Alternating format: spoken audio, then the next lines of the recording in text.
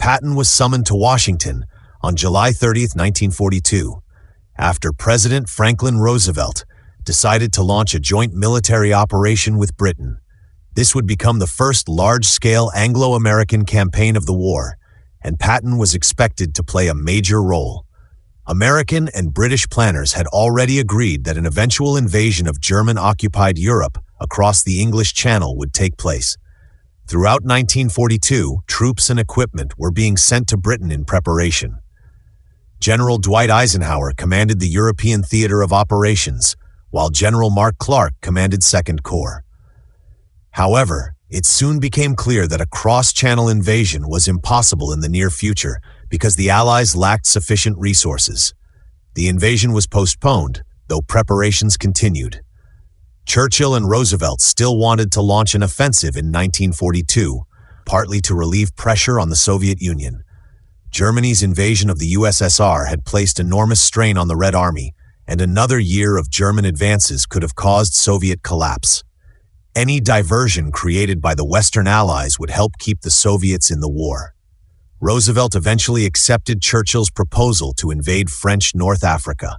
The operation required fewer resources, could be launched sooner, and was expected to face limited French resistance. Allied forces in North Africa could threaten Axis troops in Libya and support British operations in Egypt. Operation Torch was designed around two major landing forces: Northern Task Force, American and British troops sailing from Britain to land inside the Mediterranean.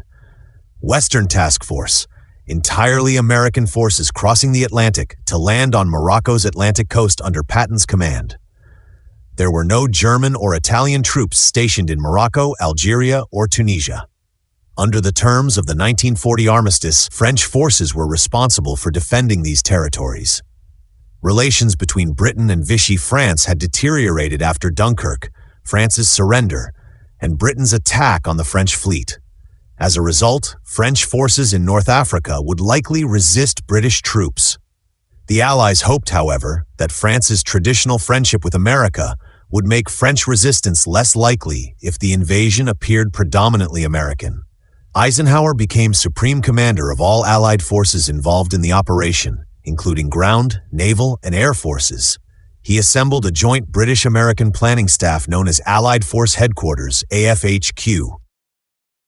Patton and a small staff from 1st Armored Corps Headquarters temporarily joined General Marshall's office in Washington. They studied existing plans and familiarized themselves with the operation's requirements, challenges, and objectives. Because Tunisia lay close to Axis air bases in Sicily and Italy, the Allies initially planned to land farther west in Algeria and then advance eastward before large German reinforcements could arrive. The Allies also intended to invade Morocco in case Spain entered the war on the Axis side and closed the Strait of Gibraltar. Establishing a bridgehead near Casablanca would maintain direct communications with the United States. However, heavy Atlantic swells near Casablanca could make landings extremely dangerous or even impossible. Because the operation was scheduled for October or November 1942, planning time was extremely short. General Marshall sent Patton to London to coordinate with Eisenhower. As he had done during previous campaigns, Patton began keeping a journal. Patton's diary. August 5, 1942. Received orders at 6 p.m. to fly to the United Kingdom. Arrived at Washington Airport the next morning and boarded a 4-engine Stratoliner. Everyone aboard was going to war, yet most of the conversation was about fishing and hunting, perfectly normal behavior. Among those traveling with Patton were Brigadier General James H. Doolittle, Colonel Kent Lambert, Colonel Hoyt Vandenberg, Captain Loris Norstad, several other officers. August 6th. Slept most of the night. At dawn, we were above the clouds, which would provide cover if we were attacked. Arrived in London and was quartered at Claridge's Hotel. August 7th.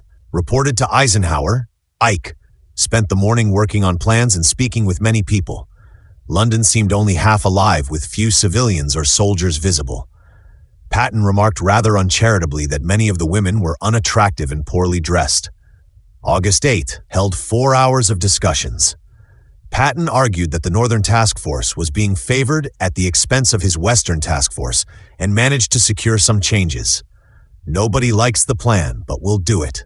He also complained about London's expensive food and once again criticized the appearance of British society. The major difficulty remained a shortage of available troops.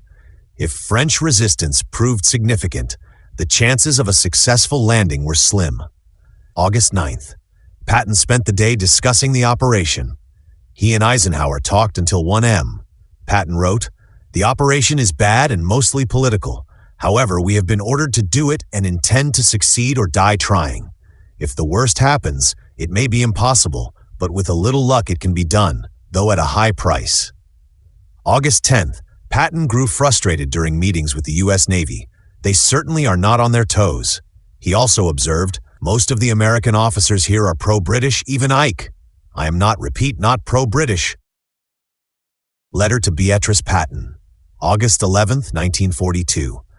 Patton wrote to his wife, Beatrice, "It looks as though my birthday, November 11, may become quite an important date."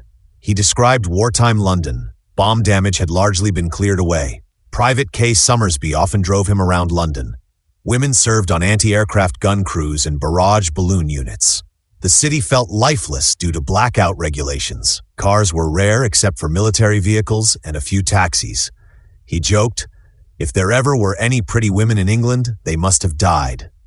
He complained about shortages. Shoes cost $30. Coffee was artificial. Butter and sugar were heavily rationed. There seemed to be plenty of smoked salmon and old grouse. He also criticized British work habits.